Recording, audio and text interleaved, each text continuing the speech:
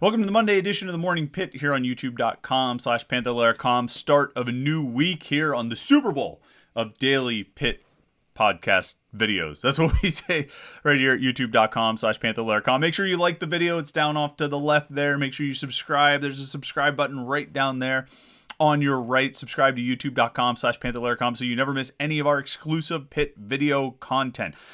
We put out new stuff every day.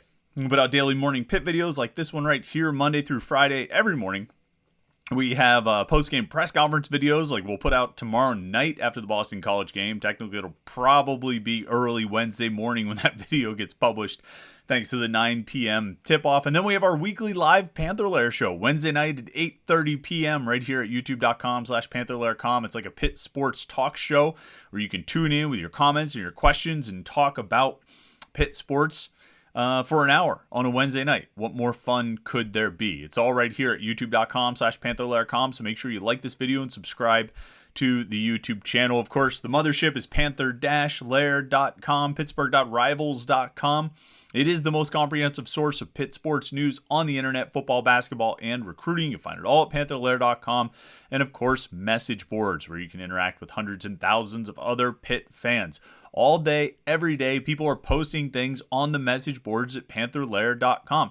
Case in point, I woke up Sunday morning and looked, and one of our very best posters, 17 to 15, had put up a great post late night on Saturday night around 11:30 or so, and it was I couldn't be more excited to get a cup of coffee and read what the man had to say, because it was outstanding as always. He's one of the great message board scribes, and that post went up late at night because there's always something new on the message boards at Panther-Lair.com. And certainly there was a lot to talk about this weekend. Not about the Super Bowl. I mean, we're sure we could talk about that plenty, but Pitt, Florida State, Panthers go to Tallahassee, avenge their earlier loss to the Seminoles, and walk out with an 83-75 win. And there's so much to take out of this game. I mean, we can talk about big picture stuff, about moving to the top of the ACC. We'll talk about that in a second. We'll talk about some of the individual performances. I mean, Nike Sabandi pops up on the screen just as he should when we're going to talk about this game, and Blake Hinson as well. And yeah, I got a thought or two about the big guys. But one of the things I couldn't get away from Saturday night, and I kept thinking about it yesterday, after the last loss to Florida State, they've now won 5 games in a row since that one. But they had 3 wins in a row right after the loss to Florida State, where they beat Wake Forest and they beat Miami and they beat North Carolina. And they beat them all basically on the last possession. They pretty much went down to the wire and held on for a 1 or 2 point win. They won those 3 games by a combined total of 6 points. And that said a lot about the team. It showed a lot about their sort of grit, their resilience, their ability to stay focused, and their ability to win games in the clutch, to come right down to the wire and make the plays necessary to come out with a victory. And then they kind of flipped, I don't want to say flip the script, but they did something different against Louisville last week. Right? I mean, they had Louisville at the Peterson Event Center. Louisville's the worst team in the ACC, one of the worst teams in college basketball, not just high major conferences, but college basketball. And Pitt absolutely beat them like a ragdoll, right? 34-point victory, put their, pretty much put them on the ground from the very beginning, never let Louisville ever have any traction after the first 5 or 6 minutes, and dominated and controlled the game to the point where they got 41 points out of their bench, where their starters, their main guys like Greg Elliott and Nelly Cummings and Jamarius Burton really didn't play much in the second half at all. Burton got like 9 minutes in the second half. So, it was that kind of game. And so they were able to show that they could win that kind of game. They had already shown in the previous 3 that they could win games where they had to come down to the final possession and make big plays to pull it out. And then they showed that they could take on a team that was vastly inferior and just roll them. Just roll them. Absolutely take care of business and do what they should do against a team like that. If Pitt truly is who we think they are, more and more I think we're all becoming convinced that they are, then they should do to a team like Louisville what they did to Louisville. So they'd shown that they could win in those different kinds of ways. And I think what we saw on Saturday was yet, another country heard from. Another group entered the chat. Because this was a different kind of win. The 83-75 win at Florida State was different from the wins over Miami and Carolina and Wake Forest. It was different than the win over Louisville. And in this 5-game winning streak, it sort of stands alone in that it was a win where Pitt just simply had to grind it out. They were never able to really build too many long runs. Florida State was able to cut off their runs, but they were also able to minimize Florida State's runs and never let the Seminoles really kind of build any momentum. And they just had to keep grinding, get a couple baskets to keep the score, keep 5, 6, 7 point deficits, or 5, 6, 7 point advantages, I should say, over Louisville or Florida State. Getting all my words mixed up now. And then they had to make sure that at the other end, Florida State was never able to string together baskets. I mean, in the first half, they never got the lead bigger than, I think, 8 points in the first half. They kind of hovered around that 7 or 8 point lead. But every time, they got to 7 points and Florida State made a 3. They got to 8. Florida State made a layup on the next possession. They push it back up to 8. Florida State made a layup on the next possession. They got it at 7. Florida State came back with a layup down at the other end. They got back to 8 points again. Florida State made 2 free throws at the other end. Every time they got it to 7 or 8 points, Florida State was able to answer and just cut it off. Because any team that's going to win games and certainly win by big deficit or big advantages, big scoring margins like they did against Louisville, they're going to have long runs. Basketball is a game of runs, and Florida State was able, particularly in the first half, to make sure Pitt never really went on that long run to pull away and create some real separation. And it was even more so the case in the second half. That game, in the second half, I think Pitt had it. They were up by 6. Right in the first minute of the half, and Florida State made a 3 that cut it obviously down to 3 points. And Pitt's advantage was only 5 points or less pretty much for the next 16 minutes of the second half. So, you're talking about basically 16 out of the 20 minutes in the second half. It was a 5-point game or less. And obviously at certain points in there, Florida State took a lead. But there were a couple key things that happened. And really, singular. There was a key thing that happened, and it's key because it only happened once. Florida State made consecutive baskets just once in the second half. That's huge. Not allowing Florida State to go on a run, understanding that it was a grind to play against that defense. Never mind that they ended up with 83 points, but it was a grind to play against that defense. It was going to be tough to string together 3, 4, 5 basket runs to really stretch out a lead. And so they had to make sure they were taking care of business on the other end of the court. And to keep Florida State with only one consecutive basket. The Florida State's biggest run was a 4-0 run. That's or actually it was a 5-0 because it was a layup and a 3. It went from 64-58 to about to 64-63 because Florida State hit a layup and then they hit a 3 right around the 6-minute mark, a little before the 6-minute mark and a little bit after the 6-minute mark. Layup came first and then the 3.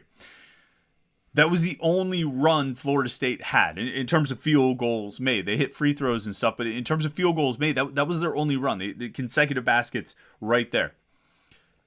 And when that happened, when Florida State made that little run, this was after Florida State had taken a lead earlier and Pitt was able to kind of battle back and get back in front. When Florida State made that little run, Pitt answered in a big way. Jamarius Burton hit a layup to make it 66-63. Nike Sabandi got a steal on the next Florida State possession and finished the fast break, 68-63.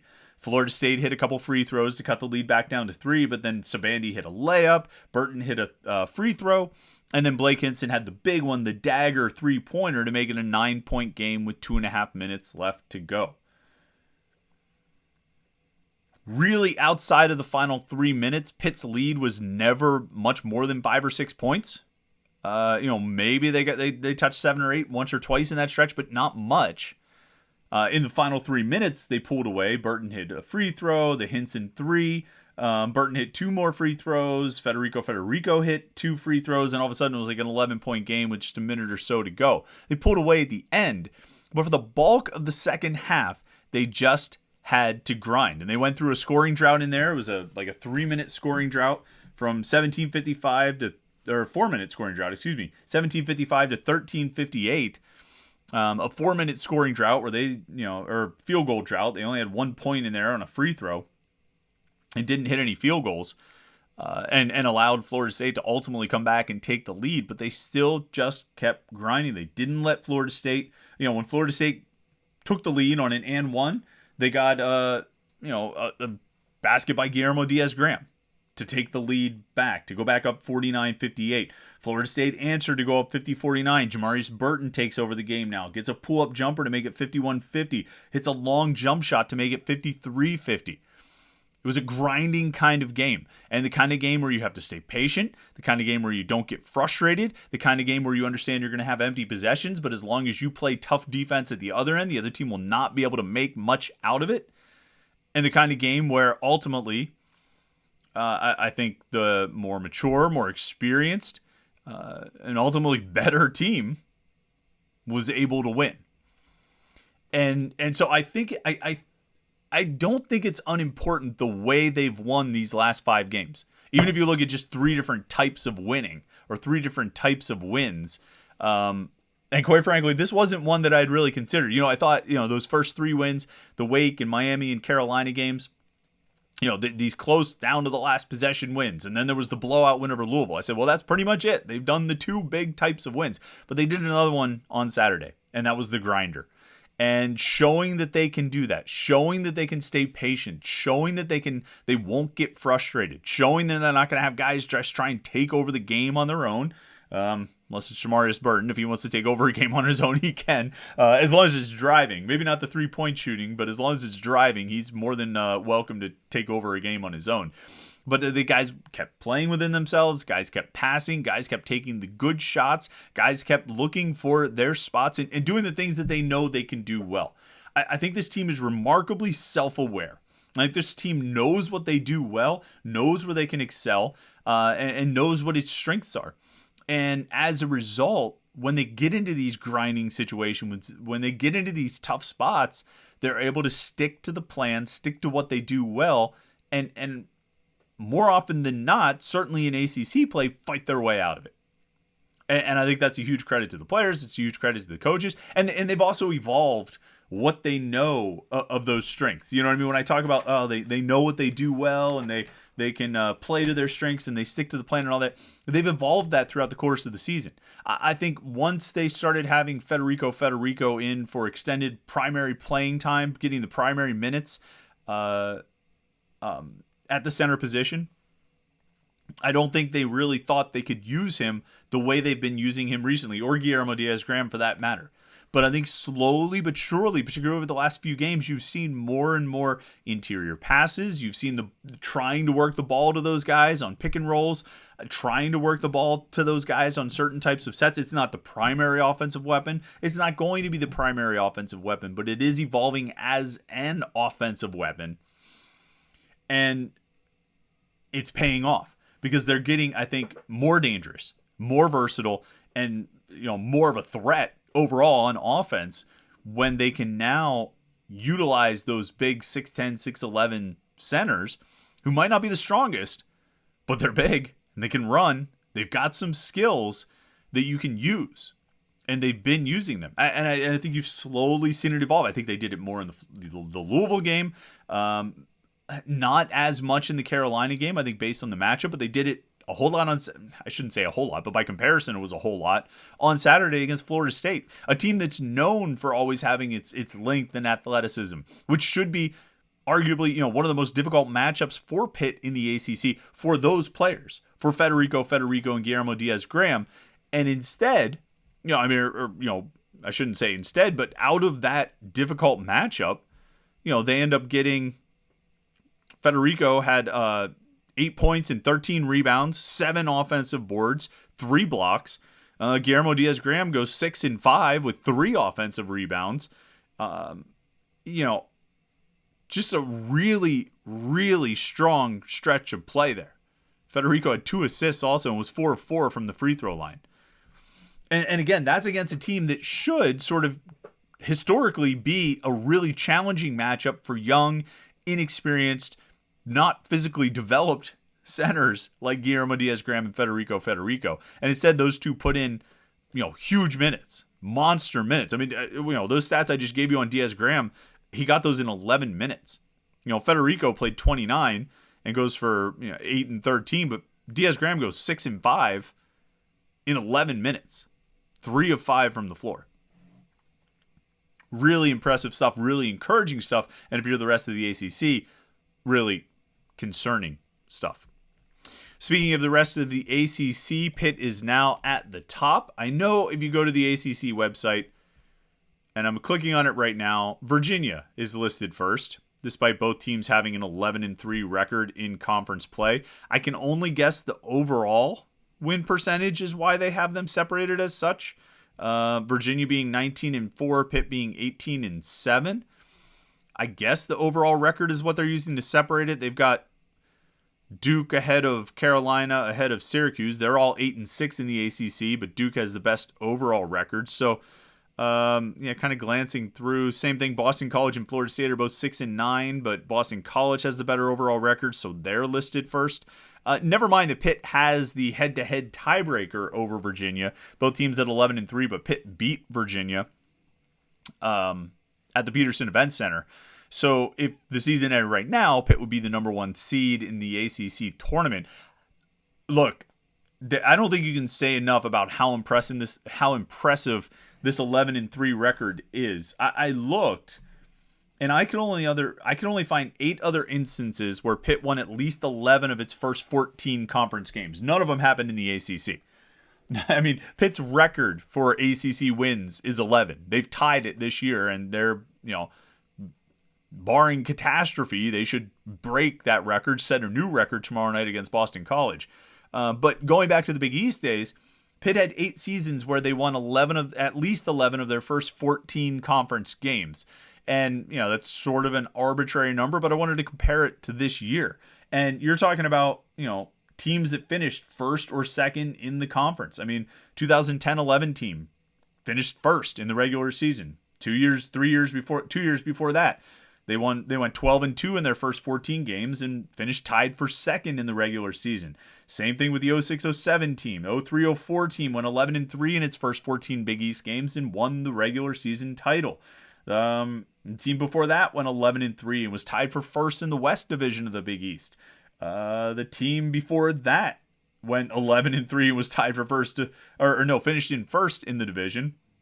And then the 87-88 team went 11-3 and won the Big East. And the 86-87 team, went 11-3 and was tied for first in the Big East regular season. The 87-88 team went 11-3 and won the conference regular season.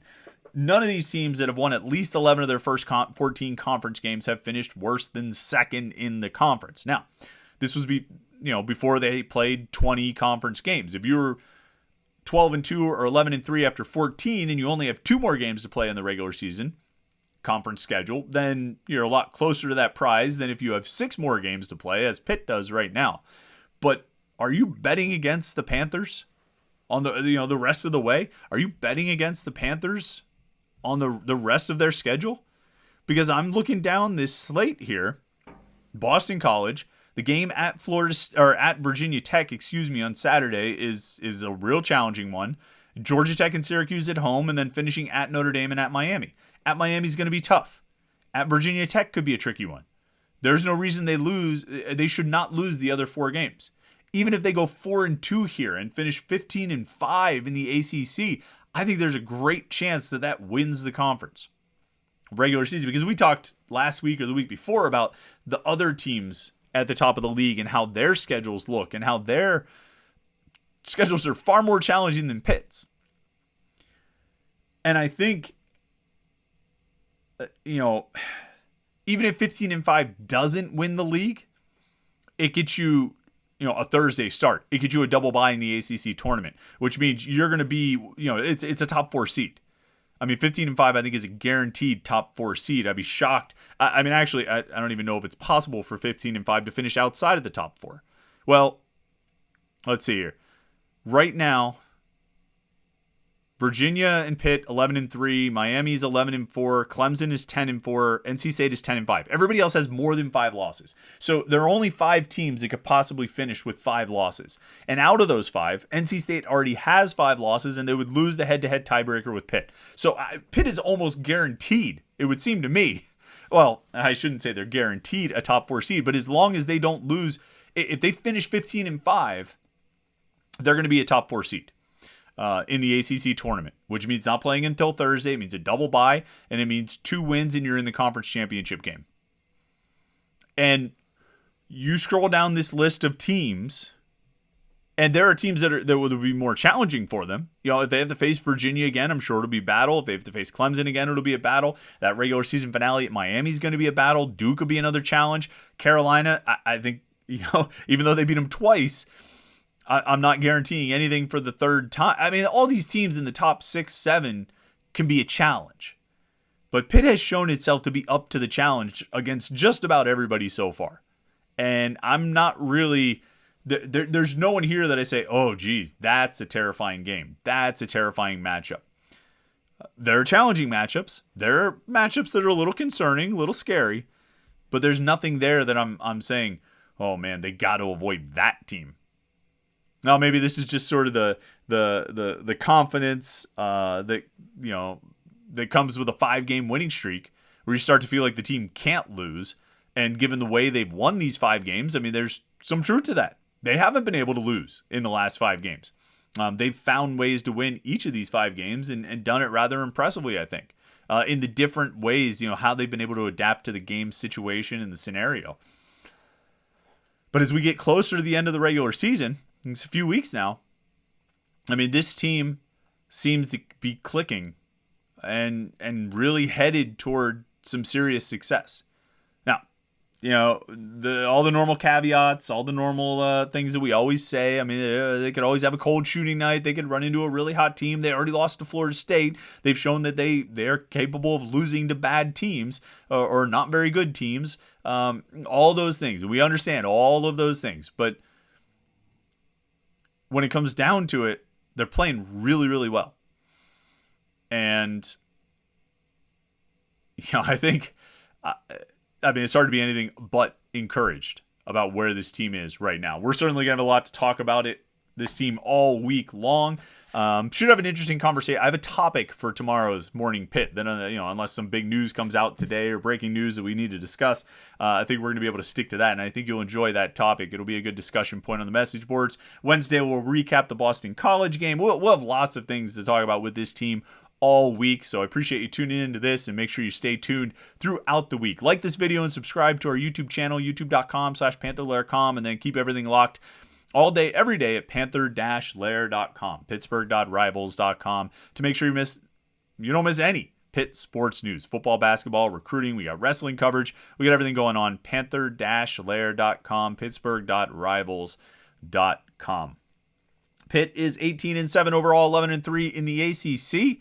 And we are still going here on the Morning Pitt. So thanks for tuning in today. Hope you had a great weekend. Hope you enjoyed the Pitt game and the Super Bowl. And hope this week is going to be off to a great start for you. We will be back tomorrow morning for another Morning Pitt right here on youtube.com/Panther-Lair.com.